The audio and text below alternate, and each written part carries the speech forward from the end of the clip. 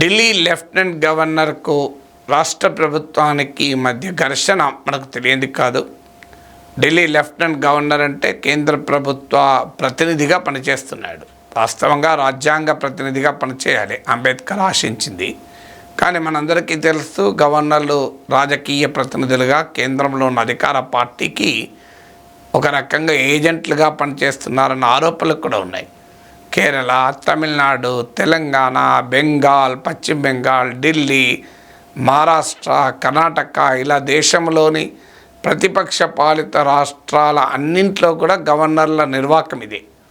So అధికార party ఆ కూటమి ప్రభుత్వాలు ఉన్న చోట గవర్నర్లకేమీ ముఖ్యమంత్రులకు ఇబ్బంది ఏమీ లేదు. అందులో ఢిల్లీలో ఆ రాష్ట్రానికి పూర్తి స్థాయి రాష్ట్ర హోదా లేదన్న కారణం చెప్పి లెఫ్టినెంట్ గవర్నర్ ఇంకా ఇష్టారాజ్యంగా వ్యవహరిస్తూ ఉంటాడు. సుప్రీంకోర్టు తీర్పులు కూడా ఉన్నాయి.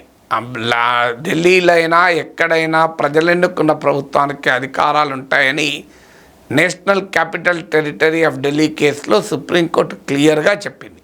లెఫ్టినెంట్ గవర్నర్ ఇతర గవర్నర్ల లాగా should work on the act on the aid and advise of the council of ministers, అంటే మంత్రివర్గ సలహా సంప్రదింపుల మేరకే పనిచేయాలి అని.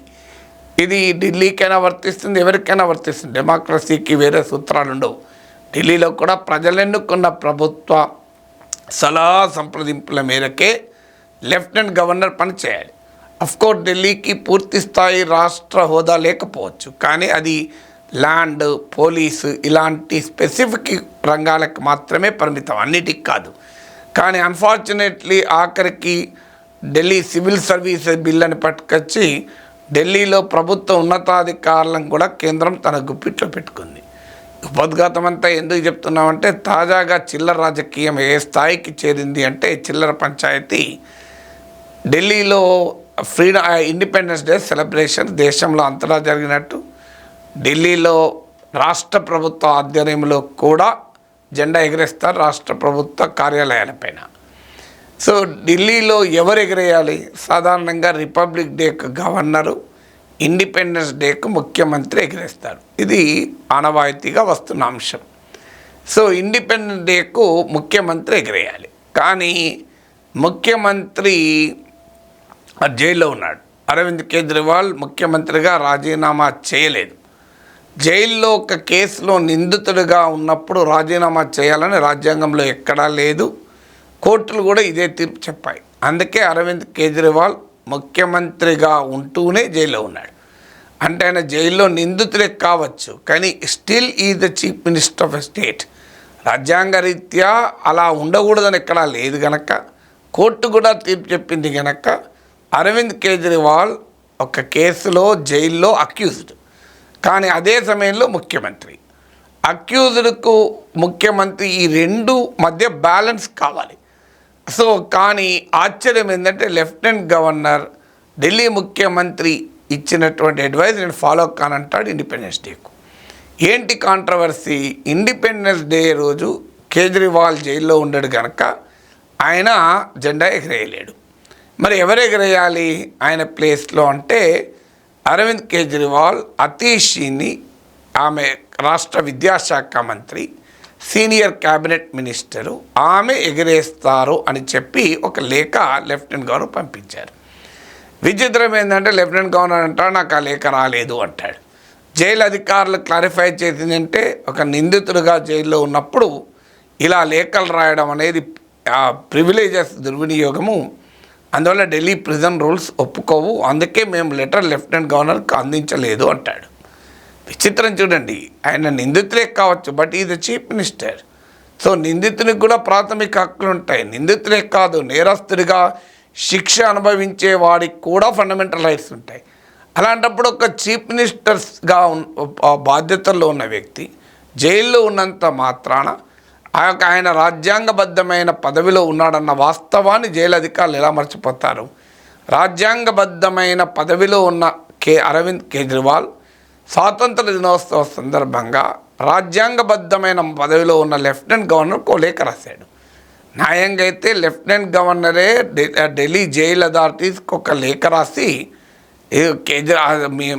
ఢిల్లీ రాష్ట్ర ముఖ్యమంత్రి మీ జైల్లో ఉన్నాడు, ఆయనను అడిగి నాకు క్లారిటీ ఇవ్వండి, ఎవరు ఫ్లాగ్ హాయిస్టింగ్ చేయాలి అని అడగాలి.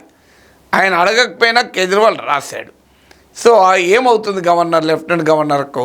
ఎవరైనా ఆమ్ ఆద్మీ పార్టీ మంత్రే ఎగిరేస్తారు.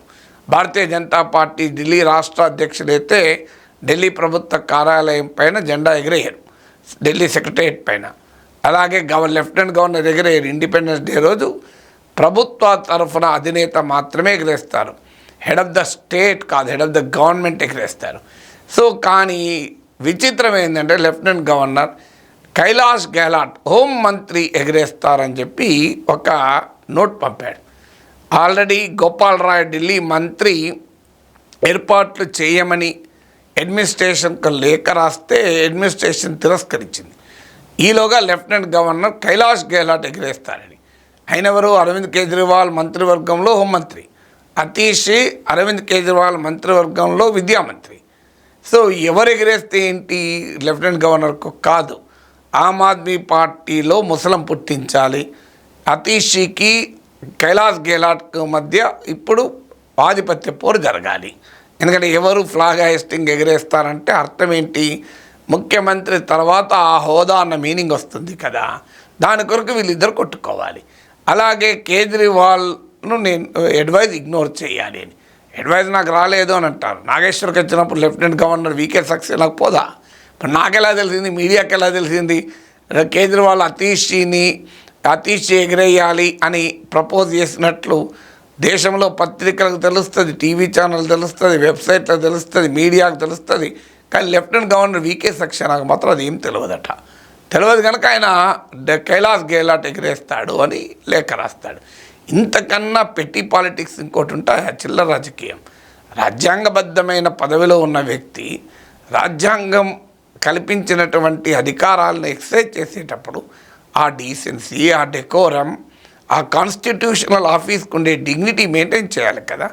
మీరు ఏదన్నా రాజ్యాంగ విరుద్ధంగా ఢిల్లీ ప్రభుత్వం వ్యవహరిస్తుంటే మీరు గవర్నర్ జోక్యం చేసుకోవచ్చు. కానీ గవర్నర్ దేనికి జోక్యం చేసుకుంటాడు? జెండా ఎవరు ఎగరేస్తారన్నది జోక్యం చేసుకుంటాడా? ఇదా అంబేద్కర్ గారు రాసిన రాజ్యాంగం యొక్క స్ఫూర్తి? ఇదా భారత ప్రజాస్వామిక స్ఫూర్తి? భారత ప్రజాస్వామ్యంలో గవర్నర్ వ్యవస్థకి ఇచ్చిన హోదా ఏంటి? అంబేద్కర్ రాజ్యాంగ నిర్ణాయక సభలో చెప్తాడు క్లియర్గా, is not an agent of the central government, is the representative of the constitution అంటాడు.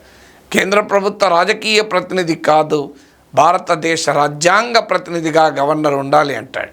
ఆ హుందాతనమైన లెఫ్టినెంట్ గవర్నర్ పాటించకూడదా? దానికో విచిత్రమైన వివరణ. ఇది పోలీసు వందనాన్ని స్వీకరించాలి గనక, పోలీస్ శాఖ హోంశాఖ పరిధిలో ఉంటుంది కనుక హోమ్ మినిస్టర్ జెండా ఎగిరేస్తాడు అని. విచిత్రం ఏంటంటే ఢిల్లీ పోలీసు ఢిల్లీ ప్రభుత్వం కింద ఉండదు, కేంద్ర హోంమంత్రిత్వ శాఖ పరిధిలో ఉంటుంది. అలాంటప్పుడు మరి అమిత్ షా వచ్చి ఢిల్లీ ప్రభుత్వ సెక్రటరియట్ పైన ఎగిరేయాలి. మరి లెఫ్టినెంట్ గవర్నర్కి ఇచ్చిన విషయం తెలియదా? హోమ్ పోలీస్ అనేది ఢిల్లీలో ఢిల్లీ పోలీస్ మొత్తం యూనియన్ హోమ్ మినిస్ట్రీ చేతిలో ఉంటుంది, అది రాజధాని కనుక. అదే కదా రాష్ట్రానికి అధికారాలు లేవనేది. సో ఢిల్లీ హోమ్ మినిస్టర్ కనుక పోలీస్ వందనం కనుక హోమ్ మినిస్టర్ అంటే ఏమైనా అర్థం ఉందా? సో ఇంతకన్నా ఆశ్చర్యకరమైనటువంటి వ్యవహారం ఇంకోటి ఉండదు. It undermines the constitutional esteem of a high office. It undermines అంటే దాని విలువను తగ్గించడం కాదా ఇది? ఆమ్ ఆద్మీ పార్టీతో ఈ కీచులాటకి ఇదొక ఉదాహరణ. ఏమీ లేదు, కేంద్రంలో బీజేపీ ఉంది, రాష్ట్రంలో ఆమ్ ఆద్మీ పార్టీ ఉంది. బీజేపీని చిత్తుగా ఓడించి అధికారంలోకి వచ్చింది కనుక ఆమ్ ఆద్మీ పార్టీ ప్రభుత్వాన్ని పనిచేయనీయకూడదు. ఢిల్లీ ప్రజలు ఎన్నుకున్న ప్రభుత్వము నిర్ణయిస్తుందా? కేంద్ర ప్రభుత్వం నామినేట్ చేసిన గవర్నర్ నిర్ణయిస్తాడా? ఇంతకన్నా అన్యాయం ఇంకోటి ఉంటుందా?